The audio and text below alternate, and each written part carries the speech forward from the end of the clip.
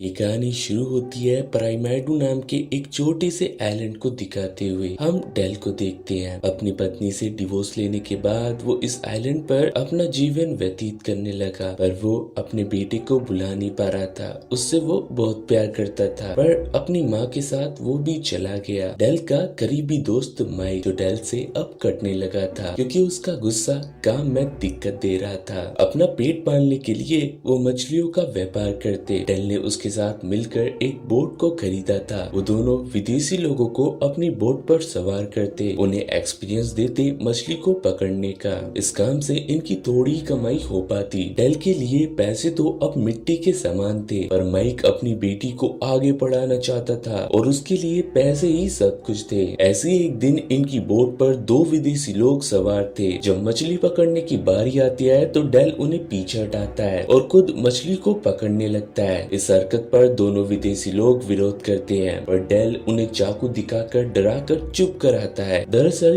Del एक खास मछली को पकड़ना चाहता था। कई महीने उसने अपने बर्बाद करे थे इस काम में। आज वो मछली उसके हाथ आई जाती, पर उसकी फुर्ती के आगे डेल भी हार मानता है। इस गुस्से को डेल माइक पर उतारता है क्योंकि उसे सुबह की कमाई उन विदेशी लोगों को थमानी होगी। डेल कहकर तो जाता है वो पैसे लौटाने आएगा। यहाँ से होकर डेल अपनी दोस्त डायना से मिलता है। डेल उसके साथ एक्टिवेट होता है तो डायना उसे कुछ पैसे थमाती है। वो जानती है डेल की मजबूरी को। डेल माइक की चिंता कर रहा था। उसकी भलाई के लिए डेल उसे जॉब से निकालना चाहता है ताकि नया काम ढूंढकर उसे अच्छे पैसे तो मिले। यहाँ से निकलकर डेल एक बार में जाता है। इस आइलैंड पर जितने भी लोग थे उन्हें एक दूसरे के बारे में छोटी से छोटी चीज भी पता थी। एक आदमी डेल के पास आता है। जिस मछली को डेल पकड़ना चाहता था उसका नाम पूछता है, क्योंकि 4 बार कोशिश करके आखिर में डेल हार मानता है। जस्टिन डेल ने ये नाम बताया। यहाँ से जुटकर डेल माइक के घर पहुंचा। वादे के मुताबिक वो उसे पैसे थमाता है और कल फिर बोट पर आने का कहता है। माइक ने पूछा कुल मिलाकर कितने लोग चढ़ेंगे। डेल की चुप्पी माइक समझ जाता है एक भी नहीं, क्योंकि डेल सिर्फ अपनी ये खुशी के लिए कर रहा था। माइक नाराज होकर पैसों की बात रखता है। लोग ना आकर उन्हें अपनी जेब भी ढीली करनी होगी, पर नाराजगी सुबह होते ही खत्म हो जाती है। सुबह से शाम हो जाती है। दोनों उस मछली को पकड़ने में लगे थे। अब माइक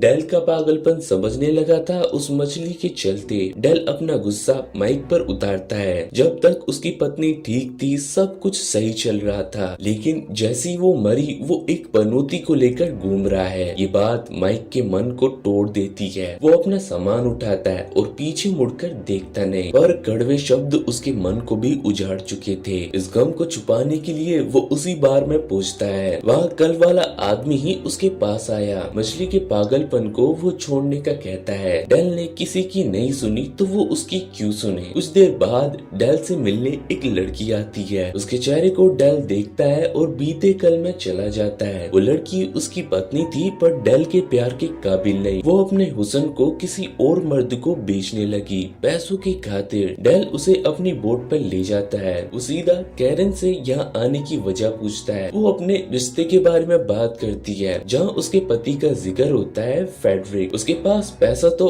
बहुत है पर इंसानियत नहीं। वो कैरन को जानवरों की तरह रखता है। अपनी खुशी के खातिर कैरन ने इतना टॉर्चर सहा कि वो दर्द को ही महसूस करना भूल चुकी है। डेल ने उसे सलाह दी तुम्हें डिवोर्स का रास्ता अपनाना चाहिए, पर फेडरिक का डर कैरन को सता रहा था। डिवोर्स लेने से पहले ही वो उसे मार देगा। डेल अपने बेटे के हाल चाल पूछता है। वो रोते हुए कहती है मानो उसके अंदर जान खत्म हो चुकी हो। एक कमरे में खुद को बंद रखता है। वो पीसी पर अपनी आंखें गड़ाता है। ये मारपीट उसे सुननी न पड़े इसीलिए वो हमसे बात भी नहीं करता। उसकी टीचर का कहना है वो बहुत होशियार है, लेकिन अकेलापन उसे खत्म कर रहा है। हमें ये भी पता चला बीते कल में तो डेल एक सोल्जर था। अपने करियर की वो पीक पॉइंट पर था, पर इस डिवोर्स से वो सब पीछे छोड़ आया था। अब कैरन फेडरिक को मारना चाहती है डेल के हाथों। सुबह वो फेडरिक को उसकी बोट पर लाएगी। जब तुम्हें उसे मारना होगा। कैरन का ये पूरा प्लान था। काम खत्म होने पर उसे $100 मिलियन मिल जाएंगे, पर डेल के अंदर इंसानियत है। वो ऐसे किसी को तो मान नहीं सकता। कैरन निराश होकर चली जाती है। तभी एक आदमी भागते हुए डेल से मिलने आता है। एक बात जो डेल को बतानी जरूरी थी। अगली सुबह डेल नहाने जाता है। तभी उसे अपने बेटे के ख्याल आने लगते देखते हैं। उसकी आवाज डेल के कानों में गूंज रही थी और डेल डरते हुए पानी से बाहर आता है। वही कैरन इस आइलैंड में एक होटल पर रहने लगती है। फेडरिक भी उसे ढूंढते हुए यहाँ आ चुका था और वो 2 दिन बाद आने वाला था। फेडरिक को अचानक अपने सामने देखकर कैरन डर जाती है क्योंकि वो भुगत चुकी है उसके पागलपन को। वो कैरन को बेल्ट ही बेल्ट मारने लगता है। शाम के समय डेल एक शॉप पर आया। सामान देते हुए एक लेडी फेडरिक की हैवानियत उसे बताती है। फिर उसने अपनी पत्नी को मारा। 1 घंटे भर उसने बेल्ट सूदी पर लड़की के मुंह से चू तक नहीं निकली और डेल इन बातों को दिमाग से निकाल देता है। वो सुबह अपनी बोट के पास आया। वहाँ फेडरिक उसके इंतजार में बैठा था। वो डेल से एक शिकायत रखता है। उसकी पत्नी के कहने पर भी वो उसे बोट की सवारी नहीं करा रहा। डेल ने अपनी सफाई रखी। यहाँ के कानून कहते हैं उसे कुछ दिन बोट नहीं चलानी चाहिए और फेडरिक उसे पैसों से खरीदने का ट्राई करता है। उसे नहीं पता था डेल चट्टान का बना है। वो मना करता है तो फेडरिक कहकर जाता है एक मोटी रकम उसके पैरों पर गिरेगी, तब देखेंगे किसके वसूल यहाँ चलते हैं। उनके जाते ही वही आदमी डेल से फिर मिलने आया। वो अपनी घड़ी की ओर देखता है। उसने कहा 20 सेकंड लेट हो गया। डेल उसे अनदेखा करके जा चुका था। जब वो मछलियों को बेचने मार्केट आया तो एक आदमी डेल से कहता है तुम्हें वो आदमी ढूंढ रहा है जिससे तुम मिलने से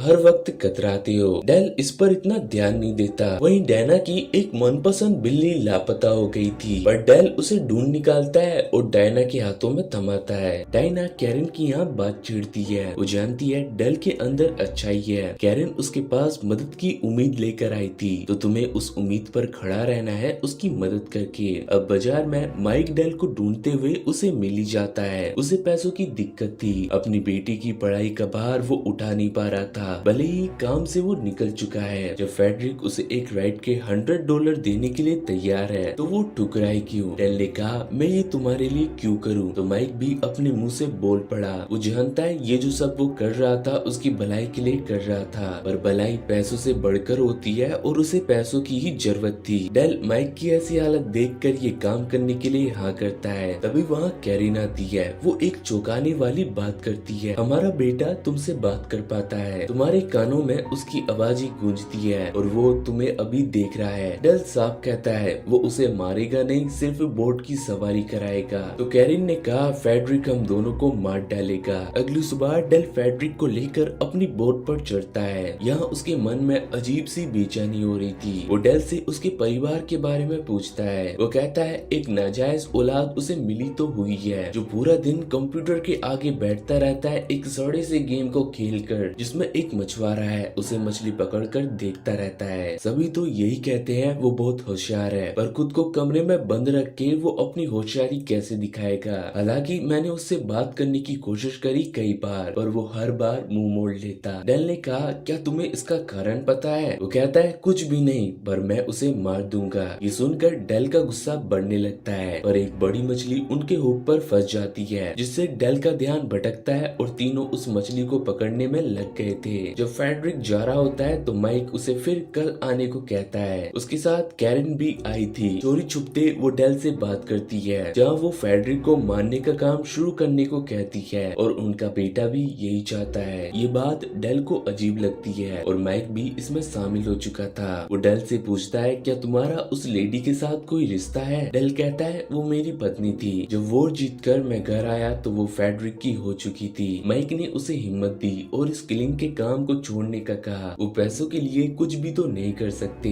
पर डेल इसका उल्टा करता है। वो कैरन के इस काम को पूरा करेगा अगर उसे पूरे पैसे मिले तो। यहाँ से छूटकर वो अपने घर पहुँचता है। वही आदमी उसके इंतजार में बाहर भीग रहा था। रीड की बातें डेल के मन को उत्साहित कर रही थी जब उसने एक डिवाइस को डेल के सामने रखा। इससे वो अपने सपनों की मछली को पकड़ सकता है आसानी से। जिस तरह उसने अपने कई साल बर्बाद करे ऐसी नौबत तो नहीं आएगी। और रीड इस डिवाइस को उसे फ्री में दे रहा होता है। इस हड़बड़ी में वो अपने मुंह से बोल पड़ता है ये गेम का हिस्सा है और मैं इसका नियम हूँ। ये बात डेल को खटकती है। वो रीड को डराते हुए इस बात को खुलकर बताने का कहता है। दरअसल ये एक गेम है और हम सभी इस गेम के कैरेक्टर है। हर कैरेक्टर ऑपरेटर का कोई ना कोई काम है, जैसे तुम्हारा मछली को पकड़ने का, पर गेम में तकनीकी खराबी आ चुकी है, जिस चलते तुम अपने काम को छोड़कर फेडरिक को मारने के पीछे लगे हो, पर गेम में कोई मन नहीं सकता। डेल उसकी बातों को मजाक में ले रहा था। जब से वो इस आइलैंड पर आया था, उसे गिनी चुनी बातें ही याद आती है। यहाँ हमें ये भी पता चलता है ये गेम डेल के बेटे ने ही डेवलप करा था और वो डेल के हाथों फेडरिक को मरवाना चाहता है, और इन नियमों को बताने के लिए रीड उसके पीछे डोल रहा था, पर नियम बदल रहे हैं। इसकी वजह तो रीड को भी पता नहीं। अगली सुबह डेल देर से उठता है। रीड की बात को झूठा साबित करने के लिए उसने अलार्म का सहारा लिया था, पर तेज आवाज से भी वो उठ नहीं पाया। हर रोज इसी समय पर उसका उठना था। वो अपनी कुछ यादों को बटोरने लगता है, साथ ही उसके कानों में अजीब सी आवाजें गूंज रही थी जो बताती है तुम्हें उस मछली को पकड़ना चाहिए। जब उसे अपनी जिंदगी के टुकड़े नहीं मिलते तो वो अपनी कार लेकर बस चलता ही जाता है। जब वो काफी आगे आ चुका था